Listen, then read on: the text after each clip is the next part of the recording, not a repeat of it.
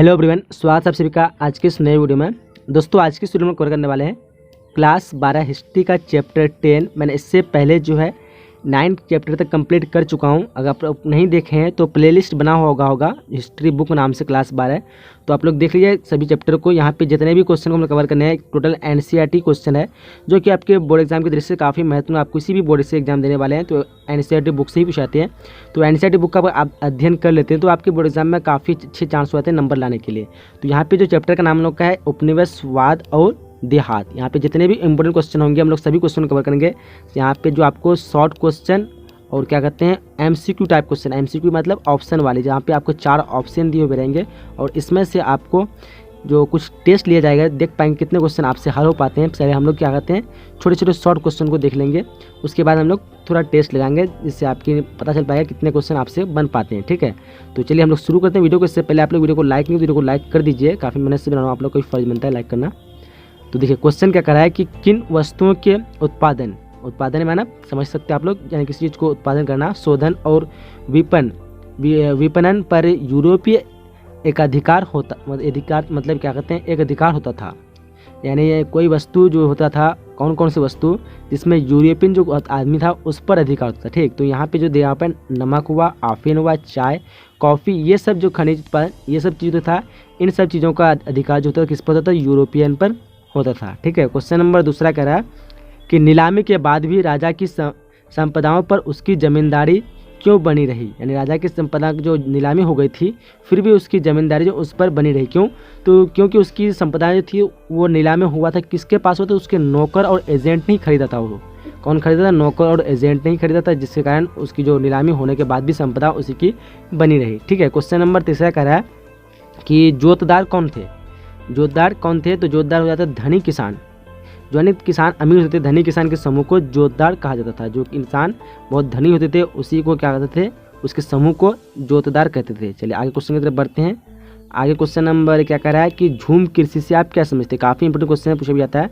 तो झूम कृषि यानी मान लो कोई जंगल है और उस जंगल में क्या होता है, आपको पता होगा पेड़ पौधे बहुत सारे होंगे, जंगल में बहुत सारे पेड़ पौधे होंगे, तो क्या होगा, अब उस पेड़ पौधे को क्या करेगा, काट लेगा। अब जंगल है तो जाहिर सी बात है बहुत सारे हो गए, तो अब उसको क्या करेगा, काटेगा नहीं, वहाँ पे क्या आग लगा देगा और आग लगा करके पूरे जंगल को क्या कर देगा, नष्ट कर दिया जाएगा। ठीक है, अब इस नष्ट करने के बाद या तो राख बहुत सारे भर जाएंगे, आप यहाँ पे क्या कीजिएगा, खेती की जाएगी। ठीक है, आप ये खेती जो है एक ये नहीं कि यहाँ पे आप नष्ट कर दिया तो ज़िंदगी भर इसी में खेती की जाएगी। जब तक इसका जो उर्वरक शक्ति है जलाने के बाद यहाँ पे जो पूरे ज़मीन में मिल जाएगा तो यहाँ पे कुछ उर्वरक शक्ति मिलेगा। जब तक यह है तो यहाँ पे क्या करेगा, इसकी खेती की जाएगी। फिर क्या देखा कि उपजाऊ खत्म हो गया, फिर इसको छोड़ देगा, फिर भी जंगल उठेगा धीरे धीरे और दूसरे जंगल में आएगा, फिर वहाँ को उसको जला करके फिर वहाँ पे खेती आएगी। तो ऐसी खेती को हम लोग क्या कहते हैं, झूम कृषि के नाम से जानते हैं। तो इसका आंसर क्या हो जाएगा कि झूम कृषि ऐसी खेती को कहते हैं जहाँ जंगलों को जलाकर भूमि कृषि के लायक बनाई जाती है और जब उसका क्या कहते हैं उपजाऊपन समाप्त हो जाता है तो अन्य क्षेत्रों की ओर प्रस्थान कर दिया जाता है। ठीक है, और ये कृषि कोई अस्थायी नहीं होता है, एक स्थान की ज़िंदगी भर नहीं होता है। जब तक उसकी वहाँ पे उर्वरकता शक्ति है तब तक उस खेती को बनाया है, जब तक खत्म हो गया तो फिर दूसरी जगह जंगल जला करके उसको खेती की जाए। इस तरह की खेती को क्या कहते हैं, झूम कृषि कहते हैं। ठीक है, आगे क्वेश्चन नंबर 5 करा है कि भारत के ब्रिटिश सरकार द्वारा किस संचार के माध्यम का विकास सबसे पहले किया गया था। तो कलकत्ता से दिल्ली तक ग्रैंड ट्रेड रोड था, इसका निर्माण क्या था किसका, तो भारत कलकत्ता से दिल्ली के बीच जो ग्रैंड ट्रेड रोड है। ठीक है, इसी का निर्माण किया था भारत की ब्रिटिश सरकार द्वारा संचार के माध्यम विकास सबसे पहले किया गया था। आगे क्वेश्चन नंबर 6 करा है कॉर्नवालिस रोड दिया हुआ किस सिद्धांत पर आधारित था। तो शक्तियों के विभाजन के सिद्धांत पर। चलिए आगे क्वेश्चन नंबर 7 कह रहा है, थोड़ा हम इसको ऊपर कर लेते हैं।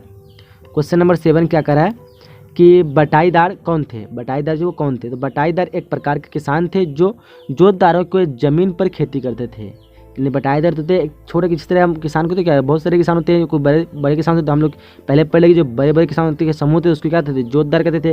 लेकिन यहीं पे बटाईदार जो हुआ एक छोटे किसान हुआ। कौन सा किसान हुआ, छोटे किसान।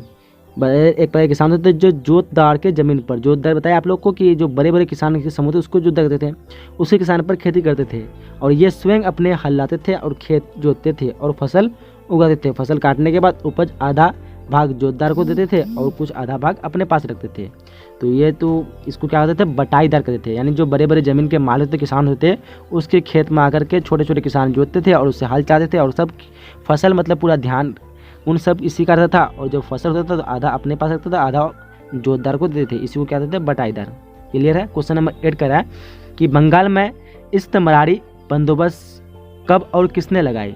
बंगाल में जो लगाए थे इस्तेमरारी बंदोबस्त वो कब और किसने लगाई।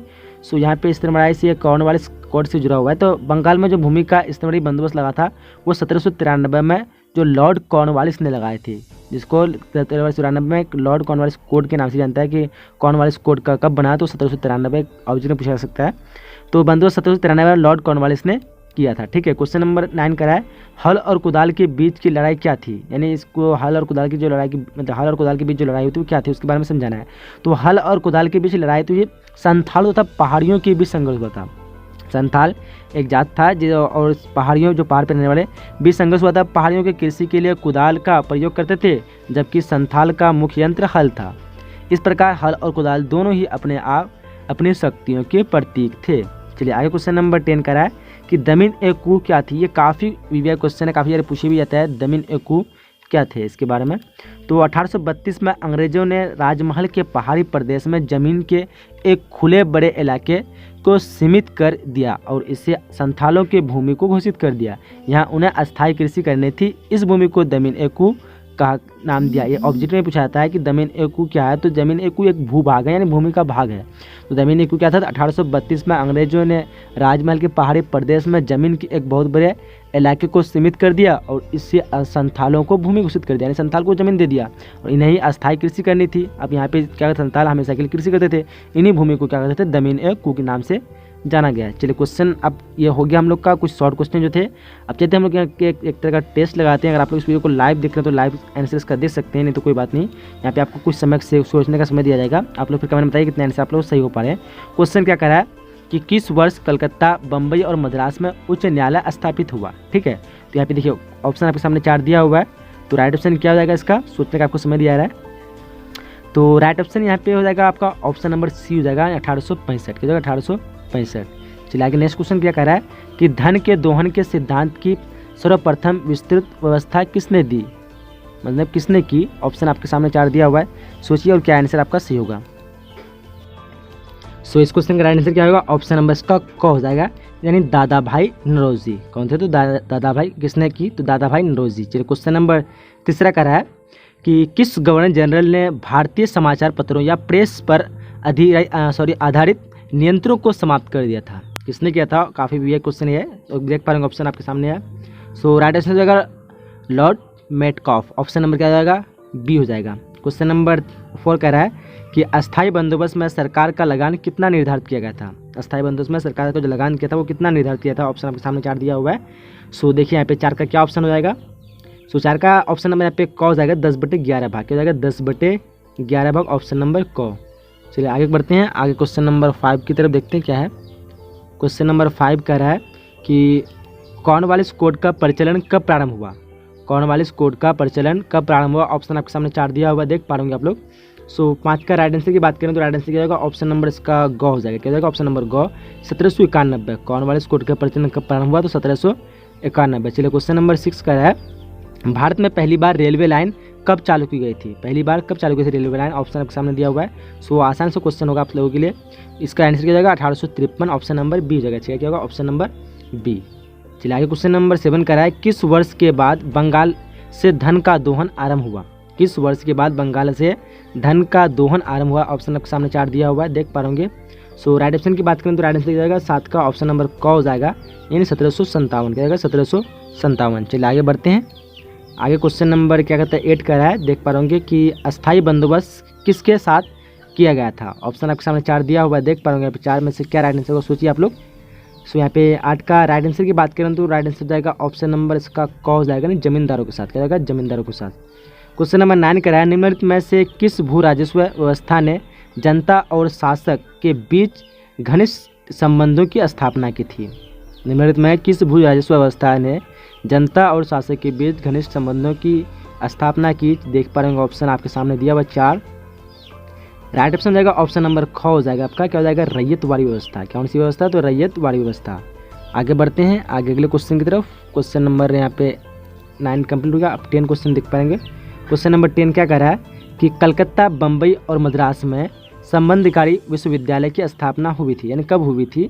देख पा रहे हो आपके सामने 4 ऑप्शन दिए हुए, 1855, 1851, 1860, 1857। राइट ऑप्शन हो जाएगा ऑप्शन नंबर इसका सी हो जाएगा 1857। सो यहाँ पे हम लोग 10 क्वेश्चन को पूरी तरह से कंप्लीट कर चुके हैं। मुझे उम्मीद है कि ये वीडियो आपके लिए काफ़ी हेल्पफुल होगा। 10 ही क्वेश्चन इसमें एमसीक्यू टाइप क्वेश्चन थे। आगे जब हम लोग चैप्टर के लिए आप लोग चैनल को सब्सक्राइब कर लीजिए और आपके स्क्रीन पे जो भी वीडियो आ रहा है तो इस वीडियो को देख ली, काफ़ी आप लोग के लिए हेल्प होगा। इसी तरह के वीडियो पाने के लिए चैनल को सब्सक्राइब कर लीजिए। सब्सक्राइब करने के साथ नोटिफिकेशन बेल को ऑन कर लीजिए। अभी तक लाइक नहीं तो लाइक कर दिए। तब तक मिलते हैं अगले नए वीडियो। तब तक के लिए जय हिंद, जय Bharat and thanks for watching.